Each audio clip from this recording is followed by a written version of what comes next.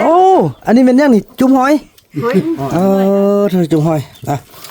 มันนี่มายำปลายำลุงเฮาพี่น้องเอ้ยอันนี้เป็นยังอันนี้นะ สิงควายมื้อเช้านี้เขากินขึ้นบ้านเฮาเนี่ยเฮาเคยกินนำกันมาอันนี้น่ะเนาะเฮาเคยครับเนี่ยพี่น้องเนาะเงินล้าน941,000เนาะพี่น้องเนาะ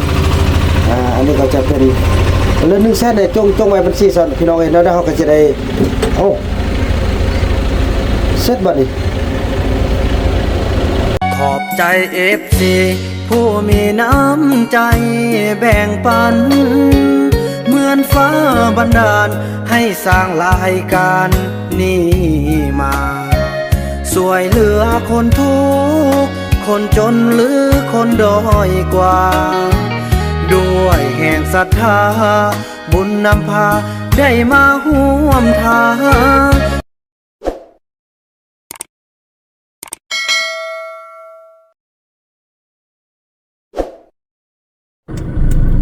สบายดี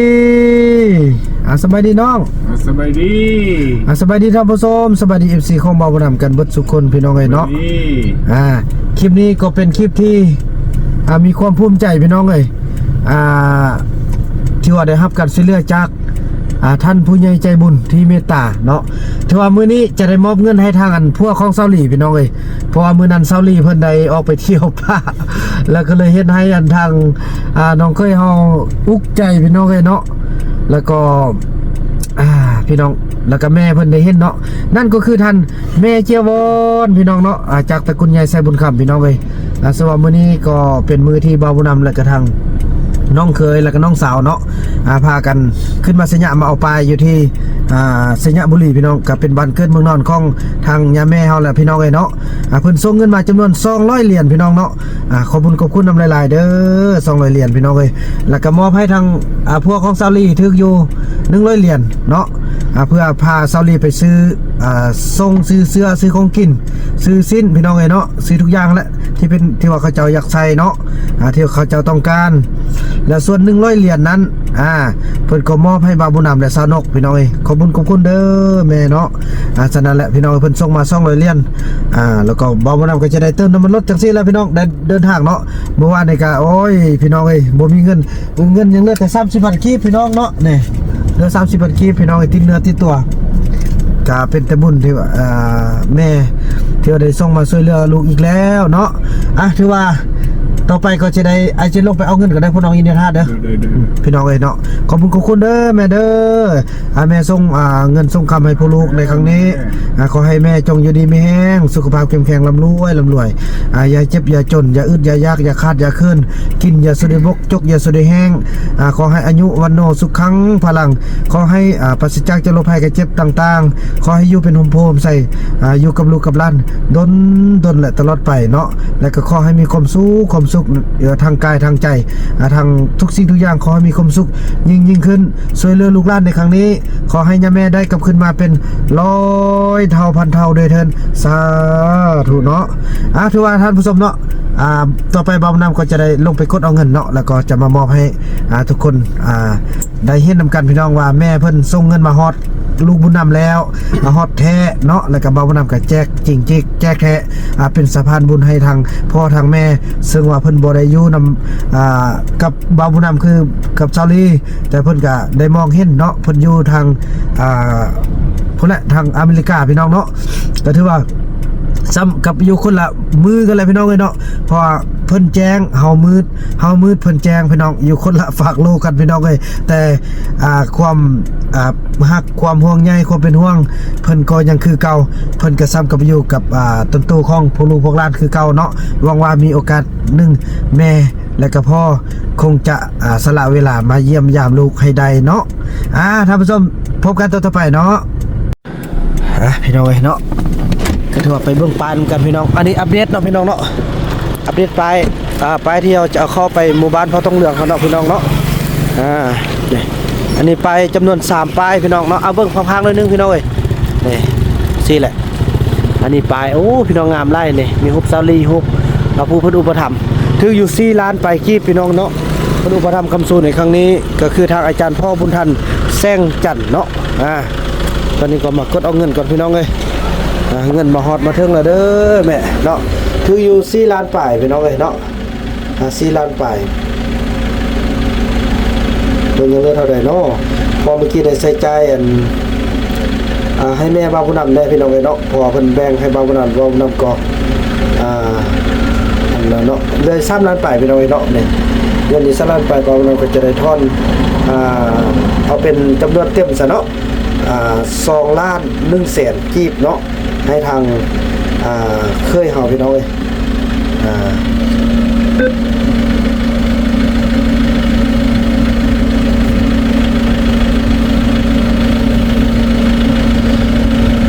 2ล้านได้เท่าละ2ล้านนี่2ล้าน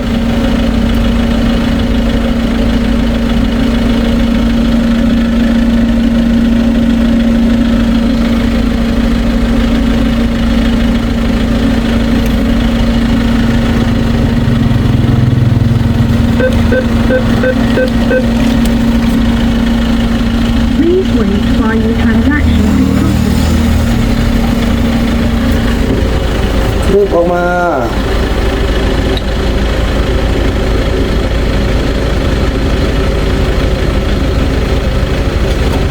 ครับเนี่ยพี่น้องเนาะเงินเดือนล้าน941,000บาทพี่น้องเนาะอันนี้ก็จะเป็นเรื่อง100,000เนี่ยจงไว้บัญชีส่วนพี่น้องเนาะแล้วเฮาก็จะได้เสร็จบัดนี้เฮ้ยนั่นเอาแล้วมันเอาคืนพี่น้องเอ้ย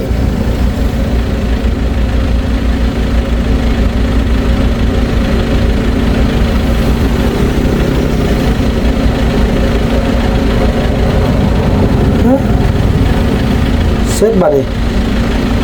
จะได้โทรหาผู้ใดนี่พอมันคืนเงินเขาโอ้ยพี่น้อง5กว่าฮูเนี่ยป้าดนบ่ได้เนาะแต่ว่าเพิ่นมาบอกเขานี่เพิ่มแล้วบ่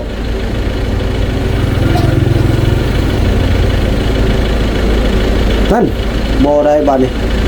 โทรหาเลขตู้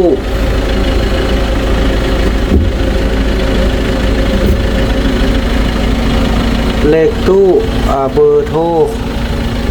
โอ้ตายพี่น้องเอ้ย5กว่าฮูในป้าดน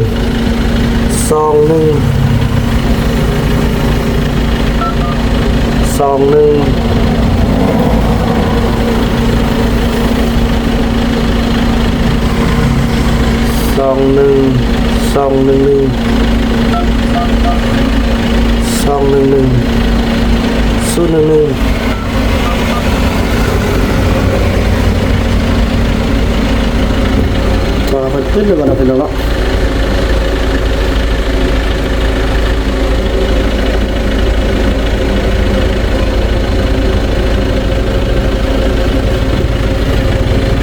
พอนี้เอาตัวนี้020 563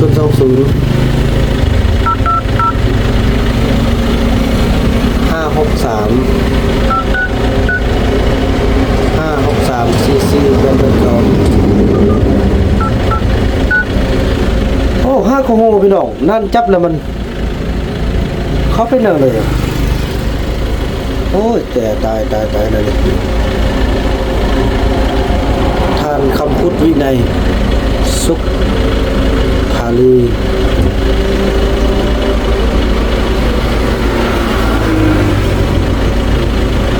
จะทำมันกันเนาะฮัลโหลสบายดี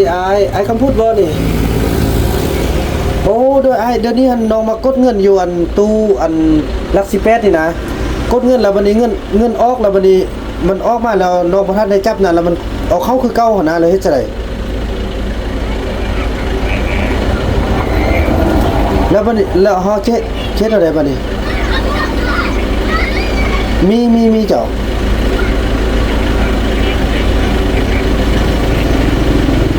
ว้าตัว5มือพุ่นน่ะ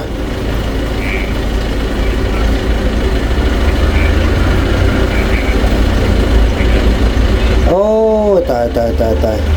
แล้วเฮาบ่มีวิธีที่จะแก้ไขเลยแม่นบ่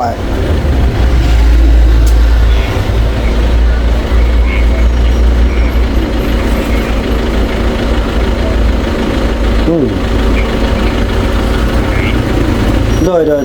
แต่เนื้อมันก็กวดอยู่แล้วเนาะ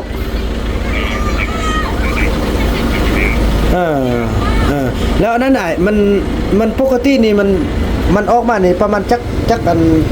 กนาทีมันจะขึ้นเขาน่ะแม่นแหละน้องออกแล้วน้องถ่ายคลิปนะน้องถ่ายคลิปแล้วน้องก็บ่ฮู้ได้ถ้าก็จวบนี่แหละ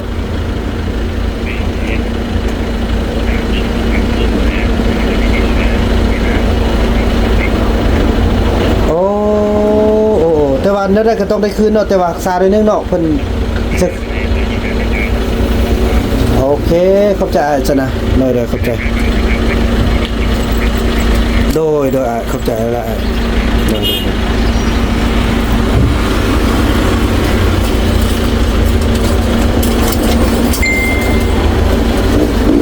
โอ้พี่น้องเอ้ยบ่ได้เรื่องบ่ฮอดใกล้1นาทีพี่น้องมันจะขึ้นเข้าไปหูไปเอาสั่นก็กดออกไปได้เฮาก็มีโอกาสได้อยู่เนาะโอ้ตายเงินยังพออยู่บ่นี่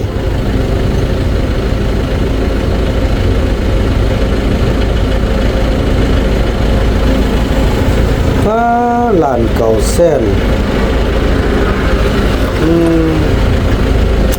พี่น้องเอ้ยเงินนี่บ่พอพี่น้องเนาะเดี๋ยวพี่น้องเป็นบทเรียนนำกันบ่าวบุญนำพากับฮูนี่พี่น้องเอ้ยตายโอ้นี่ดังสิโอ้บ่ละบ่มีเงินแล้วเอาจังซั่นน่ะพี่น้องเอ้ยเนาะบ่าวบุญนำจะโอ้ยเนาะบอกจะบอกทางน้องเพื่อให้เข้าใจเนาะบ่าวบุญนำจะขออนุญาตถ่ายคลิป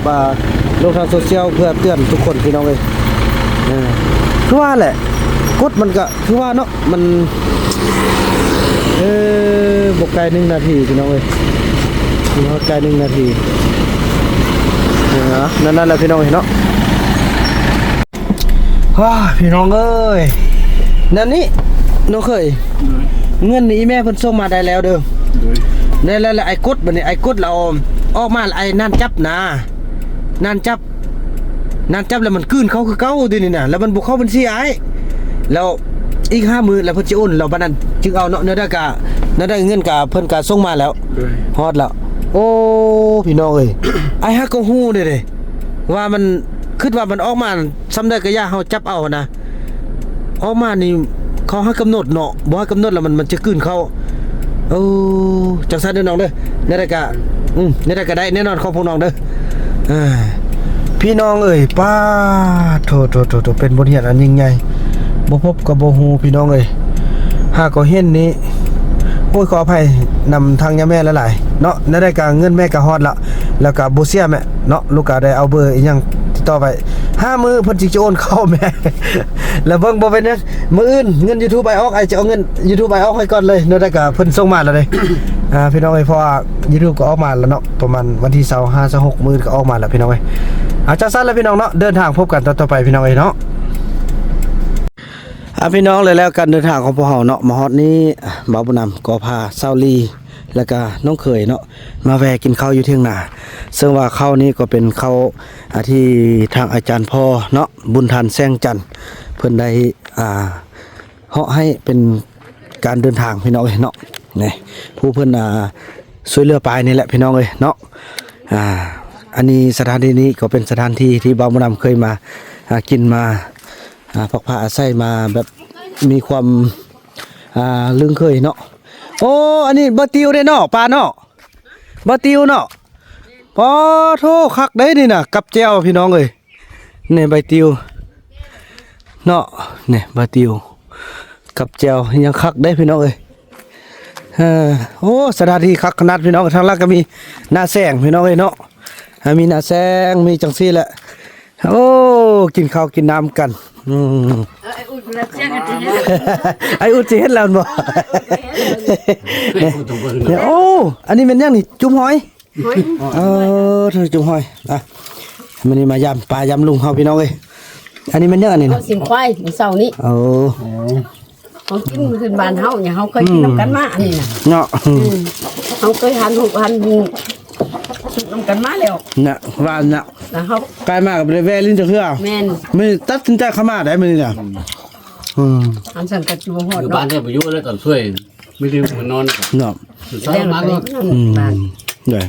หอยนี่ว่าหอยแฮะอะไรยังบ่แม่นหอยเฮาไปสอนเอาเลย ห้อยเอาเสียมไปแทะอยู่กลางให้ข้างหน้านี่นะ นั่นน่ะ โอ้พี่น้องเอ้ยเนาะห้อยนี่เป็นห้อยเพิ่นเอาเสียมไปแทะเอาพี่น้องเอ้ยเนาะเนี่ย มันเสียบบ่แม่นเฮาไปสอนเอาเลย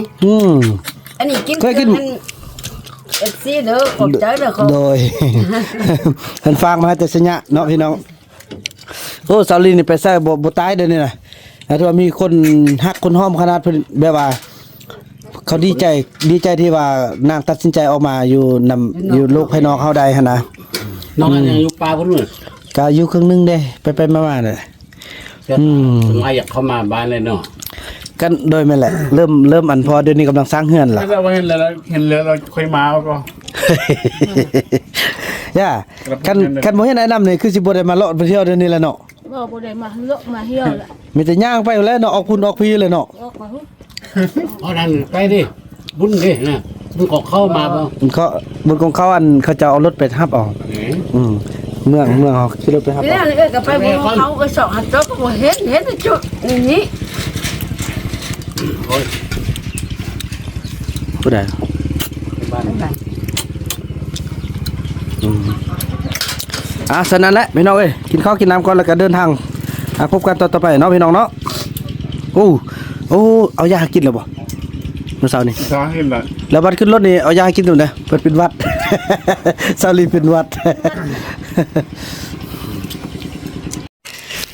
ถือว่าท่านผู้ชมเนาะแล้วมาตอนนี้เฮ็ดไอ้บุญมีแล้ว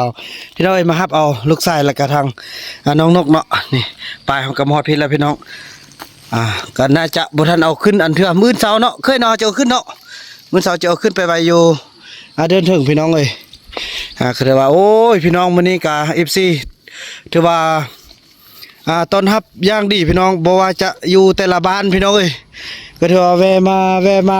พี่น้องเอ้ยเนาะก็ถือว่าดีใจที่ซาวลีมีคนที่ว่าช่วยเหลือพี่น้องเอ้ยเนาะนี่ถือว่าบ่จักต้มเป็ดต้มไก่พี่น้องเอ้ยบ่จักซื้อเบียร์โทพี่น้องเนาะก็เป็นความภาคภูมิใจที่ว่าสอนให้น้องเพิ่นออกมาสู่สังคมเฮาพี่น้องก็ได้ว่าซ้ำกับสลองอันใบแต่งงานเนาะใบแต่งงานก็อยู่ในรถแหละพี่น้องเอ้ยมื้อพุ่นแหละจึงได้ออกใบแต่งงานให้ออกมื้อแรงนี่พี่น้องเอ้ยเนาะออกมื้อแรงนี่เฮ้ยเอาบ๊ายบายดูบ๊ายบาย เป็นหยัง ก็ นี่อุ้งยัง ช่วงอันส้มป่าบ่เฮ้ยอยากไปเนี่ยน้องๆเพิ่นก็ไปอาบน้ำพี่น้องเอ้ยถือว่านั้นแหละพี่น้องเอ้ยอันซอรี่มื้อนี้อาบน้ำพี่ก่อนเด้ออาบน้ำพี่แล้วก็จริงพออยู่พุ่นจักมีคนเปิดหรือบ่เปิดเท่าแม่ลองเบิ่งตัวจริงเนาะน้ำก็ได้แต่ว่าหลักๆเลยพอเฮาสิได้อาบพี่แล้วพี่น้องเอ้ยเนาะสิไปปิดกองอยู่พุ่นก็ซะว่ายันอาบน้ำค่ำพุ่นเอาจังซั่นแล้วพี่น้องคลิปนี้บ่าวบ่นำจะขออนุญาตจบคลิปกันส่ำนี้ก่อนเนาะแล้วก็พบกันใหม่ในคลิปต่อไปคลิปนี้ไอ้บุญมีขอคำว่าบ๊ายบายดีเบิ่งยายบุญมีจ้ะป่ะสักยาเข้มเก่าเดือนพี่น้องเนาะแต่เราพอดีจะฮอด1 ปีแล้วแหละแต่ว่าเข้มเก่าเดือนเพิ่นพอดีฮักก็ครบพี่น้องเนาะจังซั่นแล้วพี่น้องเอ้ย